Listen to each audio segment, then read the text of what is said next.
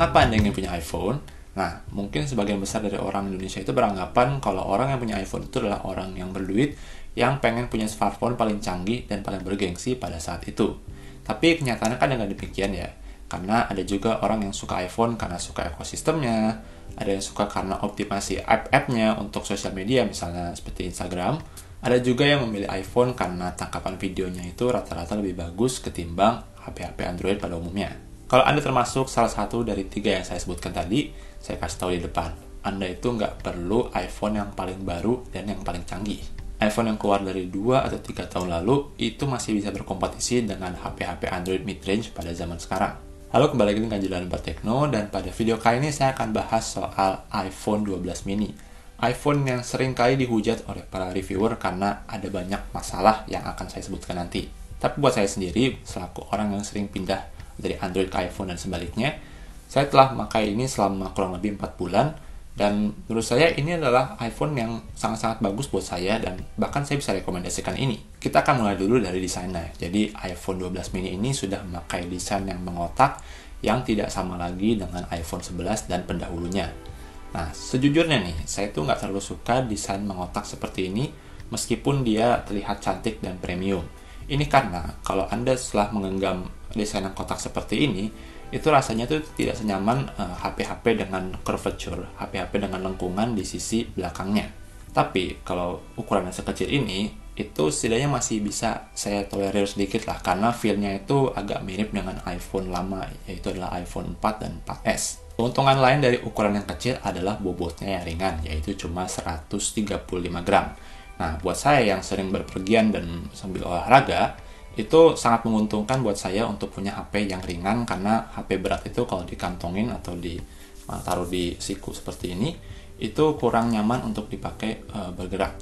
Sebagai perbandingan, varian Pro Max dari iPhone 12 mini itu adalah 228 gram, sementara yang 14 Pro Max itu bahkan sampai 240 gram. Itu berat sekali buat saya. Keunggulan lain dari desain ini adalah mereka sudah support aksesoris MagSafe yang ditancapkan di belakang smartphone.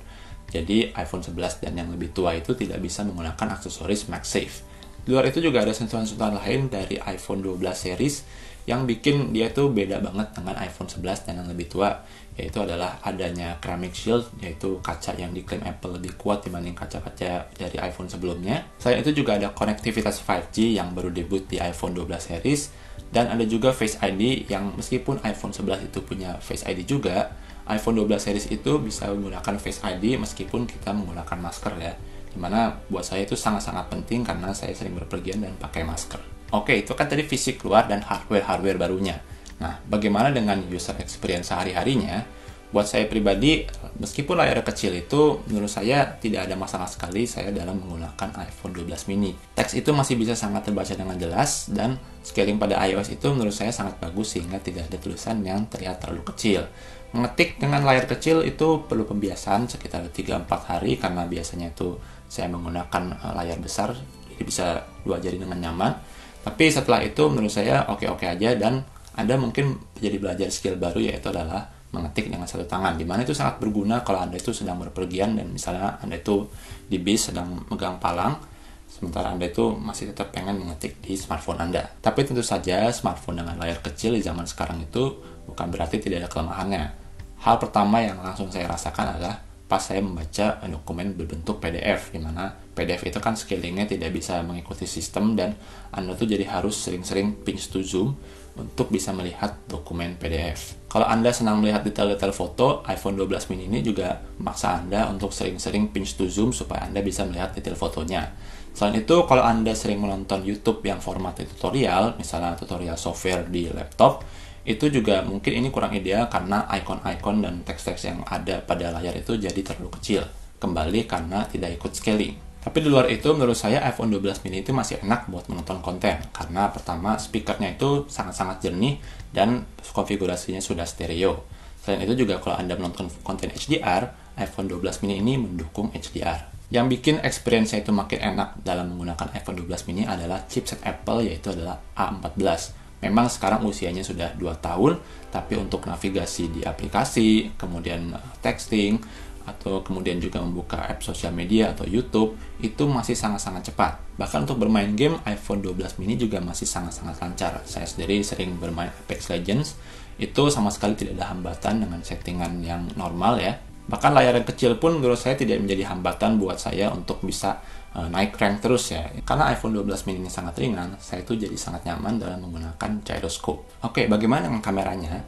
Kamera iPhone itu secara umum adalah kamera yang hasilnya itu selalu true to life, alias mendekati keadaan sebenarnya. Dan iPhone 12 ini juga bukan pengecualian. Detail yang ditangkap pada saat kondisi cukup cahaya itu sangat baik. Untuk low light itu masih bisa oke, meskipun bukan yang terbaik lagi ya. Untuk selfie, menurut saya iPhone 12 juga cukup, meskipun iPhone yang lebih baru punya peningkatan signifikan untuk kamera selfie dengan fitur autofocus. Kecepatan processing gambarnya juga sangat cepat, sehingga Anda tidak perlu menunggu loading untuk dapat melihat hasil foto. Dan untuk kualitas video, iPhone itu memang turun-temurun bisa dibilang adalah yang terbaik dari segi detail. Dan iPhone 12 mini ini untuk generasi juga bukan pengecualian. Frame rate yang dihasilkan sangat stabil dan tidak patah-patah. Untuk iPhone 12 mini, HDR yang dihasilkan juga sangat baik. Anda juga tidak perlu khawatir akan penurunan kualitas video kalau Anda post video Anda di Instagram Stories. Satu kelebihan dalam hal penampilan foto dan video pada iPhone 12 mini dan 13 mini yang mungkin jarang disebutkan adalah seberapa mudah kita menghandle kamera sekecil ini di lapangan. Jadi karena saya itu sering berpergian atau bikin vlog, misalnya saya itu sedang berbelanja lalu kameranya itu dengan cepat ditaruh di rak itu sementara waktu untuk mengambil video ya, atau misalnya saya sedang berolahraga lari dan saya ingin mengambil foto dan video selama lari, itu sangat-sangat nyaman kalau saya menggunakan iPhone 12 mini karena ya ini ukuran itu sangat ringkas. Jadi secara kualitas foto dan video mungkin iPhone yang lebih besar atau bahkan Android itu juga banyak yang bisa jadi lebih bagus dari iPhone 12 mini. Tapi dari soal handling, buat saya ini adalah salah satu yang terbaik. Satu kelemahan yang jelas terdapat pada iPhone 12 mini adalah tidak adanya lensa telefoto. Ya, ini memang adalah fitur yang disimpan hanya untuk seri Pro dari iPhone. Dan tidak adanya lensa telefoto ini kadang-kadang memang agak mengganggu ya. Karena kadang itu saya ingin mengambil foto atau video pada objek yang jarak jauh. Misalnya Anda itu sedang berada di kebun binatang, atau Anda itu ingin memoto gedung pencakar langit tapi bagian atasnya aja. iPhone itu jelas bukan investasi yang murah ya. Jadi kalau Anda itu mempertimbangkan untuk beli iPhone, Anda mungkin akan ingin melindungi fisik dari iPhone Anda. Salah satunya dengan memakaikan case seperti case dari Slim Case yang satu ini. Slim Case itu berasal dari Singapura, tapi sekarang pelanggannya itu sudah ada puluhan ribu dari Thailand, Vietnam, Filipina, dan juga Indonesia. Mereka itu menawarkan mau nggak cek case dari kita karena namanya tuh Slim Case. Saya tuh suka case yang slim-slim, jadi saya tertarik untuk mencobanya. Jadi sesuai dengan namanya, Slim Case ini sangat-sangat tipis ya, dimana tebal itu cuma 0,38 mm dan memang kerasanya secara tebal itu hampir kerasa tidak pakai case. Materialnya itu dari polipropilen atau mereka sebut sebagai armor plastik yang bisa dibilang ini masih cukup keras tapi masih juga cukup lunak untuk menahan benturan. Selain itu mereka juga klaim nih kalau material ini itu tidak akan menguning seperti kebanyakan case transparan lainnya. Slim Case juga menawarkan garansi selama 2 tahun kalau case Anda itu jatuh, pecah atau retak dalam bentuk penggantian case selama 1 kali. Buat Anda yang tertarik untuk melindungi iPhone atau HP Samsung Anda dengan Slim Case, Anda bisa cek kode diskon di kolom deskripsi supaya Anda bisa dapat diskon 10%. Nah, bagaimana dengan battery life-nya? Jadi, memang banyak reviewer yang mengkritisi soal battery life dari iPhone 12 mini ini, karena iPhone 12 mini ini baterainya kecil dan banyak yang bilang kalau sangat-sangat boros. Buat saya pribadi, itu memang benar, tapi itu benar kalau Anda itu adalah pemakai berat. Jadi kalau buat saya pribadi nih, saya itu kan biasa berangkat kerja itu jam 9 pagi dan pulang jam 6 sore, dimana selama bekerja itu saya paling pakai iPhone ini untuk balas chat, lalu sosmed, lalu ngambil beberapa foto dan video untuk pekerjaan. Dan dalam keadaan seperti itu, kalau saya itu full charge sebelum berangkat, saya itu di akhir hari itu biasanya masih sisa 20 hingga 30%. Jadi buat saya itu masih sangat-sangat cukup iPhone 12 mini dalam menghandle kerjaan sehari-hari. Satu hal yang memang kerasa boros pada saat menggunakan iPhone 12 mini adalah kalau Anda itu bermain game ya. Dimana kalau saya itu bermain Apex Legends biasanya itu saya bakal kehilangan 1% baterai dalam 1 menit. Sementara satu match itu biasanya sekitar 12-15 menit. Dan tentu saja kalau Anda itu banyak mengambil foto dan video selama Anda menggunakan iPhone 12 mini, itu bakal jauh lebih boros. Jadi kalau Anda itu berpergian dan hendak banyak mengambil foto, ya mungkin Anda harus siap-siap bawa power bank. Tapi ya sebagai konteks, saya itu sebelum pakai ini, saya itu pakai iPhone SE 2020 Dimana secara battery life umumnya itu dia masih lebih buruk ketimbang iPhone 12 mini yang satu ini. Dimana iPhone 12 mini ini sekitaran 20%-an lebih baik lah ketimbang iPhone SE 2020 dari segi ketahanan daya. Lalu dari segi standby time, menurut saya iPhone 12 mini ini masih sangat-sangat bagus ya. Jadi kalau saya itu sedang tidak menggunakan iPhone 12 mini ini, jadi saya taruh di rumah, lalu saya biarkan 24 jam, tidak diapa-apain, tapi tetap connect ke WiFi, itu paling baterainya hanya drop sekitaran 15-20%an ya. Dan perlu diingat kalau baterai iPhone 12 mini itu hanya 2227 mAh. Itu kurang lebih hanya setengah dari kebanyakan Android zaman sekarang. Dimana kalau saya menggunakan Galaxy S20 FE saya, ditinggal seharian itu bisa boros baterainya sampai 20-30% padahal tidak ngapa-ngapain. Itu jauh lebih boros padahal baterainya itu lebih dari 4000 mAh. Dan yang lebih impresif lagi adalah begitu saya dapat iPhone 12 mini ini, battery health-nya itu tidak lagi 100%. Battery health saya hanya 89%. Dan dalam prosesnya saya tidak merasakan adanya kebocoran baterai yang bikin baterainya itu tiba-tiba habis dalam waktu cepat, itu tidak ada sama sekali. Dan perlu diingat nih, sekaligus pesan dari saya, kalau Anda berminat untuk beli iPhone 12 mini bekas dan kondisi baterai health-nya itu masih 100%, itu patut dicurigai karena bisa jadi itu ada trik software yang bikin dia tuh terlihat 100% padahal sebenarnya tidak, atau bahkan iPhone 12 mini ini sudah diganti baterainya dengan baterai non-ori. Dan menurut saya kalau kasus yang kedua itu jauh-jauh lebih bahaya. Dan keunggulan lainnya dari segi baterai adalah dari segi chargingnya, dimana mungkin nggak ada yang benar-benar impresif ya.